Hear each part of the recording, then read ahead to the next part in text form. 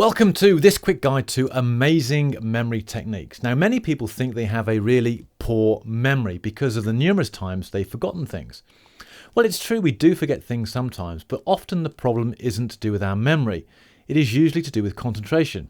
Take making new friends and meeting new people, for example. If you've ever been unable to remember the name of someone you've only just met, chances are you never really heard their name properly in the first place. You are likely to have been too busy saying your own name and putting yourself under a degree of stress because of the pressures of the social environment that their name went in one ear and out the other almost immediately. Of course, the logical thing to do is to blame your memory, when really it was just a matter of not paying attention. The really cool thing is that by applying some very easy memory techniques, you can remember the names of all the people you ever meet for as long as you want. In fact, you can learn to remember just about anything you want to with the right technique. Before we dive into these techniques, let's look at how your memory works. Broadly speaking, you can divide your memory into three time-based areas. The shortest memory you have is your sensory memory. This typically lasts for less than half a second and acts as a buffer for the information you receive from your five senses. When you look at something briefly and can remember what it looks like, that's your sensory memory. Next, we have your short-term memory, also known as your working memory, which typically lasts for less than a minute. It allows you to both remember and process information at the same time. For example, when you read the start of a sentence, that is held in your short-term memory whilst the rest of the sentence is read so you can understand it. This part of your memory has been called the brain's post-it note and holds a very small amount of information, typically around 7 items. And then we have your long-term memory, which is obviously for storage of information over a long period of time, from a few hours to the rest of your life. There are different types of long-term memory. For example, the ability to recall facts and knowledge is referred to as semantic memory, whilst remembering things related to people, places or events is known as episodic memory. Now, these come under a broad heading known as declarative memories, memories we can consciously recall and declare. Another type of memory is for those things we repeatedly do, things like tying your shoelace, playing a musical instrument or riding a bike.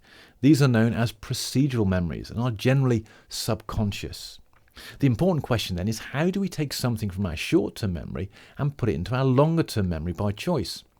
Well, the brain organises new information by associating with things you already know in order to make sense of them.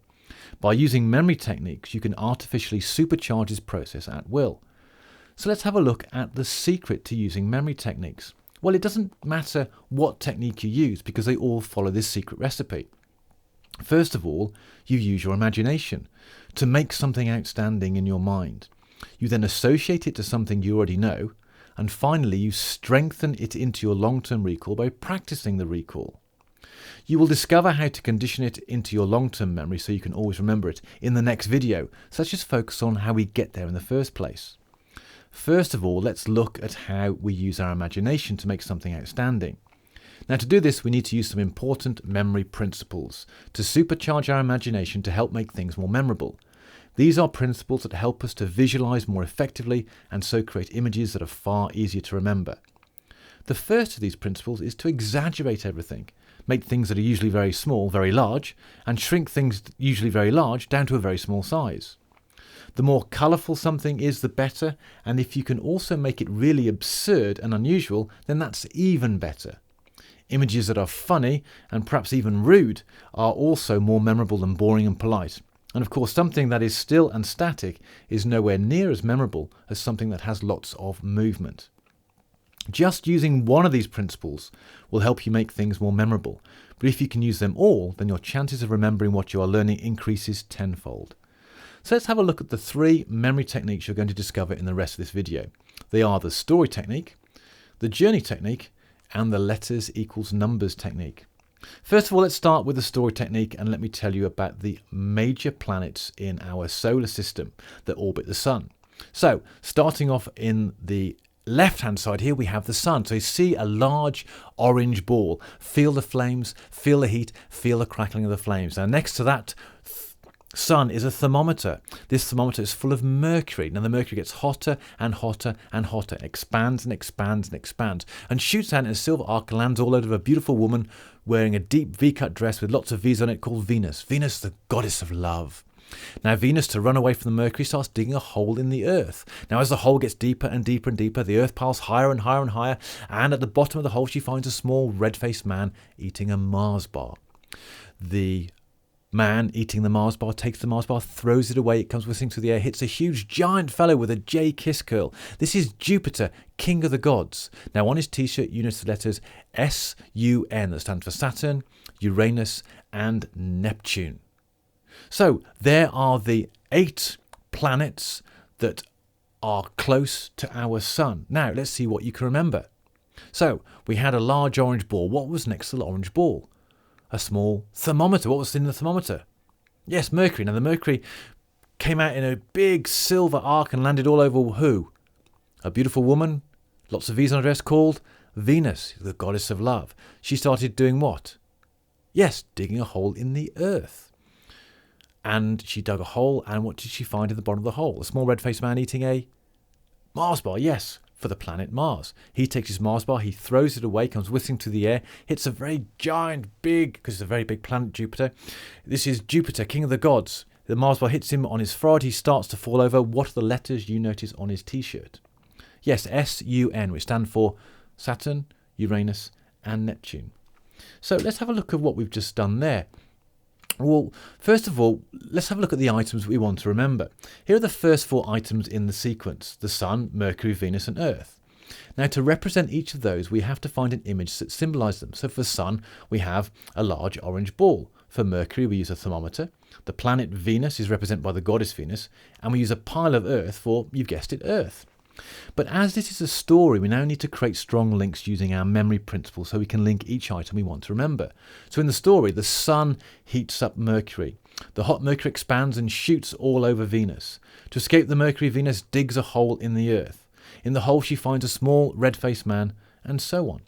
So creating a story to link ideas and concepts in this way is very powerful. It's a very powerful method to put information into your longer-term memory. So in summary, here's how you create your stories. The first step is to identify the ideas you're looking to memorize. This might be a list of keywords, it might be a sequence of activities, or it might be the main points from a topic you're studying. The second step is then to identify what objects you're going to represent those ideas in your story with. And then once you have those, link each to the next using some form of action and repeat until you have linked together all the objects in a unique story, remembering to use the principles of exaggeration, being funny and movement. So that's the story technique. Now let's have a look at the journey technique. Now this is another powerful memory technique. If ever you see someone on TV doing amazing feats of memory, it's highly likely they're using this system. It's one of the oldest memory systems used both by the Greeks and the Romans, 2 civilizations that highly valued having a good memory. It's called the journey technique because we take somewhere we know really well, like our home, and we use locations on a journey around that place to create a mental filing system. So for example, if this was your home, you might use the door, the window, the dark brown sofa, the small table, the fireplace, and perhaps the mirror. As you can see, the sequence of locations follows a logical journey around the room.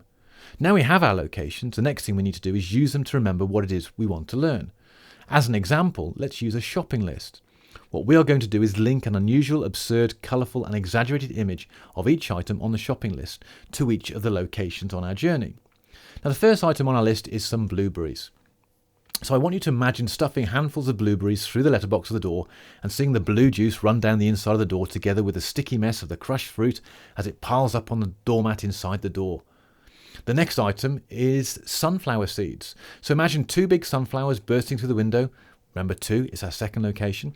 And then spinning very quickly, depositing sunflower seeds all over the room as they spray off in all directions because the flowers are rotating so quickly.